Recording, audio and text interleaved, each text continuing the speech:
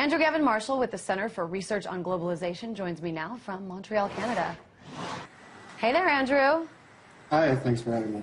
The IMF, the World Bank, these created back in 1944, kind of to finance reconstruction in Europe and to develop the third world. But let's break down the evolution of what they've come to mean over the last half century. What's changed in terms of what they were supposed to be and what they've become? Well, an important thing to keep in mind is that while they emerged out of the 1944 Bretton Woods Conference, the plans to create them were actually implemented earlier.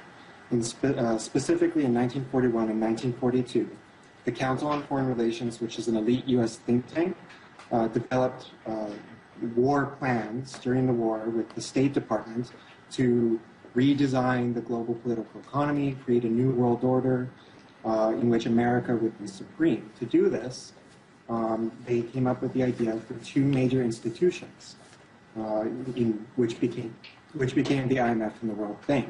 These would essentially manage the third world, Latin America, Africa, Asia, for the benefit of U.S. and Western European corporations and banks. But that's not the way it was sold. I mean, in some ways, it was sort of portrayed as, these institutions looking out for the poor countries, coming in to help them. And you just said it's actually benefiting the wealthier countries.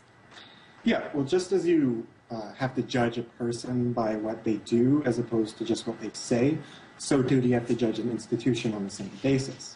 Now, while the IMF and the World Bank say that they're interested in reducing poverty and development, all their actions have said otherwise, and the repercussions of their actions have exacerbated poverty, created underdevelopment. You look at Africa and Latin America during the 60s, coming out of the colonial era, independence movements, these countries were developing quite rapidly. In Africa, the growth rates were extreme until the oil crises, which were in fact, the oil price increases were supported by the U.S. State Department, and this created a flood of money through the Western banking corporations being loaned to these developing countries to finance industrialization. In 1979, when the U.S. Federal Reserve raised the interest rates so that they were 2% in the late 70s and 18% in the early 80s, all this money, all these loans, the interest rates dramatically increased, and this set off the 1980s debt crisis, which spread throughout Latin America, starting with Mexico and across Africa and Asia. This led to the World Bank and IMF coming to the scene to rescue these developing nations by making them restructure their economies.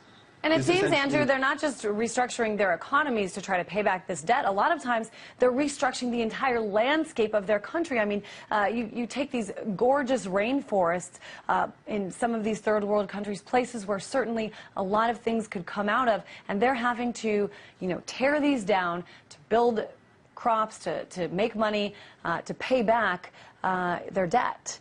What do you make of all this? And what do you make of the fact that, the IMF and the World Bank have this meeting and they're talking about these policies and how to fix things when a lot of critics at least say they're the ones who caused this? Absolutely, and they had a significant role in creating this crisis. They essentially act as neo-colonial institutions. Like you pointed out, they have to deconstruct rainforests and agriculture and focus on what's called export-induced growth. So producing, say, a cash crop. Like in Rwanda, they were forced to produce coffee for export because this was portrayed as something that would dramatically increase production, give the country benefits, economic benefits, growth, etc. But if you look at the formal colonial era in Africa of European empires controlling the regions, it was done in the same way. They make countries produce certain crops for export to the European nations, and then thus making the countries dependent upon the European nations for food and other services. So it creates a dependency.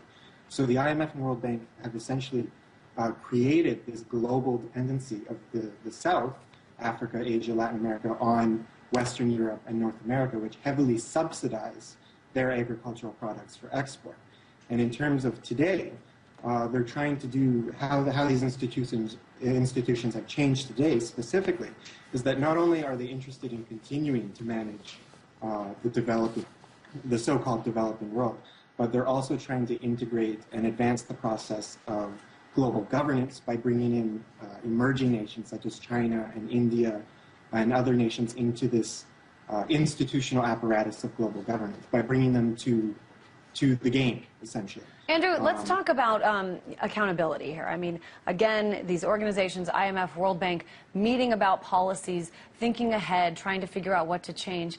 The fact is, from what I understand at least, if you work for the World Bank, you're basically immune from any kind of legal action.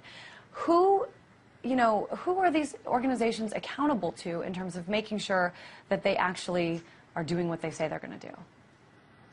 They're accountable to the interests that own them. And it's very simple to actually see who runs these institutions. If you take the World Bank historically, many of its presidents have always come from or been somehow related to Chase Manhattan Bank, which is now JP Morgan Chase.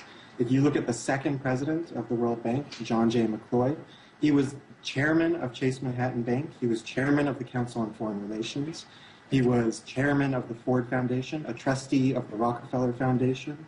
So the interests that run these institutions are very well represented in their actions. But from the rhetoric of serving the poor, you just have to sort of put that aside. That's not a reality. All right, Andrew Gavin Marshall from the Center for Research on Globalization joining us from Montreal, Canada.